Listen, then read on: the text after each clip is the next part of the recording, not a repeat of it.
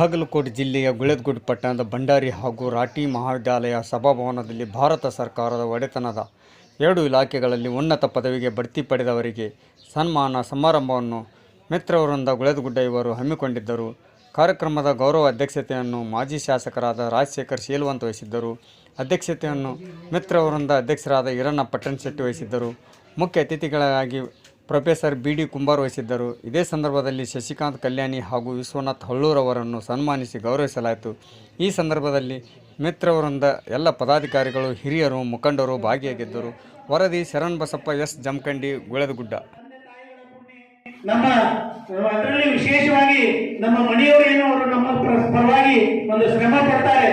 In fact ಇನ್ನೇನೆಲ್ಲ ಹೆಣ್ಮಕ್ಳು ಇದೆಯಲ್ಲ, ಇವತ್ತು ನಾವು ಏನಾದರೂ ಗಂಡಸರು ನಮ್ಮ ಜೀವನದಲ್ಲಿ ಏನಾದರೂ ಒಂದು ಸಾಧನೆ ಮಾಡಿದೇವೆ ಅಂತಂದ್ರೆ ಅದು ನಿಮ್ಮಿಂದ ಮಾತ್ರ ಸಾಧ್ಯ.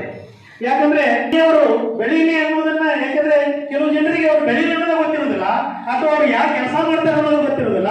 ಸೊ ಹೀಗಾಗಿ ನಿಮ್ಮ ಒಂದು ಏನು ಸೇವೆ ಇದೆಯಲ್ಲ, ನಾವು ನಮ್ಮ ಜೀವನದಲ್ಲಿ ಯಾವಾಗಲೂ ನೆನಪಿಟ್ಕೊಳ್ಳಬೇಕು.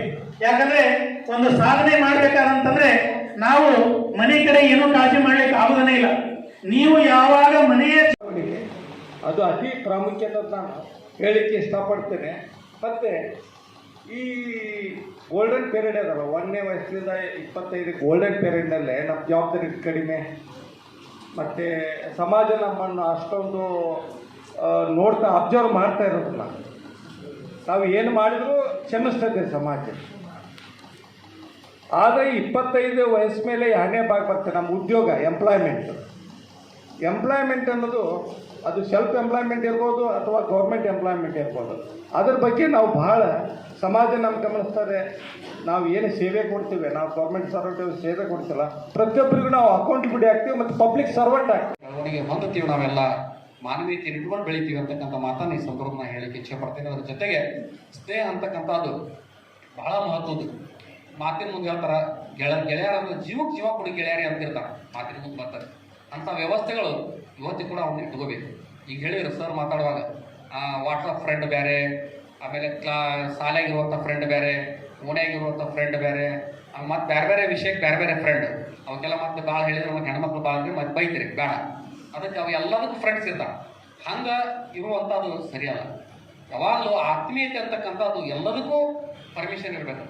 ಎಲ್ಲ ವ್ಯವಸ್ಥೆನೂ ಕೂಡ ಇರಬೇಕು. ಒಂದಕ್ಕೆ ಅದಕ್ಕೊಬ್ಬ ಇವ ಬೇರೆ, ಇದಕ್ಕೊಬ್ಬ ಅವ ಬೇರೆ, ಹಂಗೆ ಇರಬೇಕು.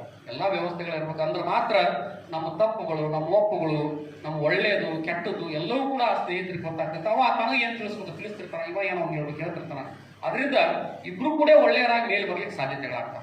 ಅಂಥ ಒಂದು ವ್ಯವಸ್ಥೆಯನ್ನು ಸಮಾಜದೊಳಗೆ ನಾವು ರೂಪಿಸ್ಬೇಕು ಅಂತಕ್ಕಂಥ ಮಾತನ್ನು ಈ ಸಂದರ್ಭದಲ್ಲಿ ಹೇಳಲಿಕ್ಕೆ ನಾನು ಭಾಳ ಒಂದು ಸಂತೋಷವನ್ನು ಪಡ್ತೇನೆ. ಇವತ್ತು ಭಾಳ ಒಳ್ಳೆಯ ಸಂಖ್ಯೆ ತಾವೆಲ್ಲರೂ ಬಂದಿದ್ದೀರಿ. ಮತ್ತು ನಮ್ಮ ಸ್ನೇಹಿತರಿಬ್ಬರು ಕೂಡ ಭಾಳ ದೊಡ್ಡ ಸಾಧನೆಯನ್ನು ಮಾಡಿರ್ತಕ್ಕಂಥವ್ರು.